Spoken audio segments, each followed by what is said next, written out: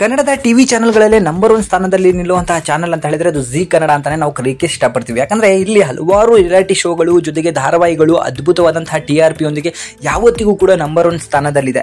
ಈ ಚಾನೆಲ್ಗೆ ಪೈಪೋಟಿ ಕೊಡುವಂತಹ ಮತ್ತೊಂದು ಚಾನೆಲ್ ಕನ್ನಡದಲ್ಲಿ ಇಲ್ಲ ಅಂತ ಹೇಳಿ ಜನಗಳು ಮಾತಾಡ್ಕೋತಾರೆ. ಯಾರ ಮನೆಯಲ್ಲಿ ನೋಡಿದ್ರು ಕೂಡ ಜಿ ಕನ್ನಡವನ್ನೇ ಹಾಕೊಂಡು ನೋಡ್ತಾ ಇರ್ತಾರೆ. ಸೊ ಮನೆ ಮಂದಿಗೆ ಅತ್ಯಂತ ಜನಪ್ರಿಯ ಹಾಗೂ ಸಿಕ್ಕಾಪಟ್ಟೆ ಇಷ್ಟ ಆಗೋ ಚಾನೆಲ್ ಅಂದ್ರೆ ಅದು ಜಿ ಕನ್ನಡ. ಯಾಕಂದ್ರೆ ಇಲ್ಲಿ ಹಲವಾರು ರಿಯಾಲಿಟಿ ಶೋಗಳು ಬರ್ತದೆ. ಅಲ್ಲಿರುವಂತಹ ಕಂಟೆಸ್ಟೆಂಟ್ಗಳು ಜನಗಳಿಗೆ ತುಂಬಾ ಬೇಗ ಹತ್ರ ಹೋಗ್ತಾರೆ. ಹೀಗೆ ಜಿ ಕನ್ನಡದಲ್ಲಿ ಪ್ರಸಾರವಾಗುವಂತಹ ಒಂದು ರಿಯಾಲಿಟಿ ಶೋ ಅಂತ ಹೇಳಿದ್ರೆ ಅದು ಸರಿಗಮಪ ಅಂತಾನೆ ಹೇಳ್ಬೋದು. ಸರಿಗಮಪ ಈಗಾಗಲೇ 15ಕ್ಕೂ ಅಧಿಕ ಸೀಸನ್ಗಳನ್ನ ಮುಗಿಸಿದೆ. ಸೊ ಆಗ ಬರ್ತಿದ್ದಂತಹ ಟ್ಯಾಲೆಂಟೆಡ್ ಏನಂತ ಹೇಳಿದ್ರೆ ಅಲ್ಲಿ ಟ್ಯಾಲೆಂಟೆಡ್ ಗಳನ್ನ ಆಯ್ಕೆ ಮಾಡಿಕೊಂಡು ಸಿಂಗಿಂಗ್ ಕಾಂಪಿಟೇಷನ್ ಅನ್ನ ನಡೆಸ್ತಾ ಇದ್ರು. ಆದ್ರೆ ಇತ್ತೀಚಿನ ವರ್ಷಗಳಲ್ಲಿ ನಾವು ನೋಡ್ತಾ ಹೋದ್ರೆ ಇಲ್ಲಿ ಟ್ಯಾಲೆಂಟೆಡ್ಗಿಂತ ಸಿಂಪತಿಗೆ ಅತ್ಯಂತ ಜಾಸ್ತಿ ಪ್ರಾಮುಖ್ಯತೆ ಕೊಡಲಾಗ್ತಿದೆ, ಪ್ರಾತಿನಿಧ್ಯವನ್ನ ಕೊಡಲಾಗ್ತಿದೆ ಅಂತಾನೆ ಹೇಳ್ಬೋದು. ಯಾಕಂತ ಹೇಳಿದ್ರೆ ಸೀಸನ್ ಬೈ ಸೀಸನ್ ಹೋಗ್ತಾ ಇಲ್ಲಿ ಏನಿದ್ರು ಕೂಡ ಸಿಂಪತಿ ಗಳಿಸ್ಕೋದು, ಬಡತನ ಅನ್ನೋದು, ಅಪ್ಪ ಅಮ್ಮ ಇಲ್ಲದೆ ಇರೋದು ಅಂತಹ ಹಲವಾರು ವಿಷಯಗಳನ್ನ ಹಿಡ್ಕೊಂಡು ಜನಗಳಿಗೆ ಕನೆಕ್ಟ್ ಆಗುವಂಥದ್ದು, ಅವರ ಮೇಲೆ ಸಿಂಪತಿಯನ್ನ ಇಟ್ಕೊಂಡು ಜನಗಳು ವೋಟ್ ಹಾಕುವಂಥದ್ದು, ಹಾಗೆ ಹಲವಾರು ಫಾಲೋವರ್ಸ್ ಇರುವಂತಹ ಕಂಟೆಸ್ಟೆಂಟ್ ಗಳನ್ನ ತಮ್ಮ ರಿಯಾಲಿಟಿ ಶೋಗೆ ಕರ್ಕೊಂಡು ಅಲ್ಲಿ ಸಿಂಗಿಂಗ್ ಅನ್ನ ನಡೆಸುವಂತಹ ಕೆಲಸಗಳನ್ನ ಮಾಡಲಾಗ್ತಿದೆ.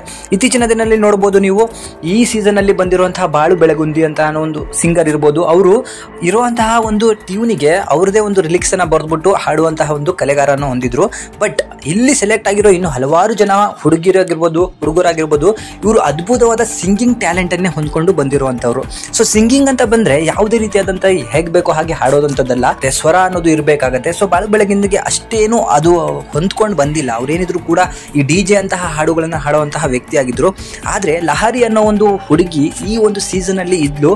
ಅವಳು ವಿನ್ನಿಂಗ್ ಅನ್ನ ಆಗುವಂತಹ ಒಂದು ಕಂಟೆಸ್ಟೆಂಟ್ ಅಂತ ಎಲ್ಲರೂ ಕೂಡ ಅನ್ಕೊಂಡಿದ್ವಿ. ಬಟ್ ಅವರು ಫೈನಲ್ಗೂ ಕೂಡ ಆಯ್ಕೆ ಆಗ್ಲಿಲ್ಲ. ಆದ್ರೆ ಬಾಳು ಬೆಳಗುಂದಿ ಫೈನಲ್ಗೆ ಆಯ್ಕೆ ಆದ್ರು.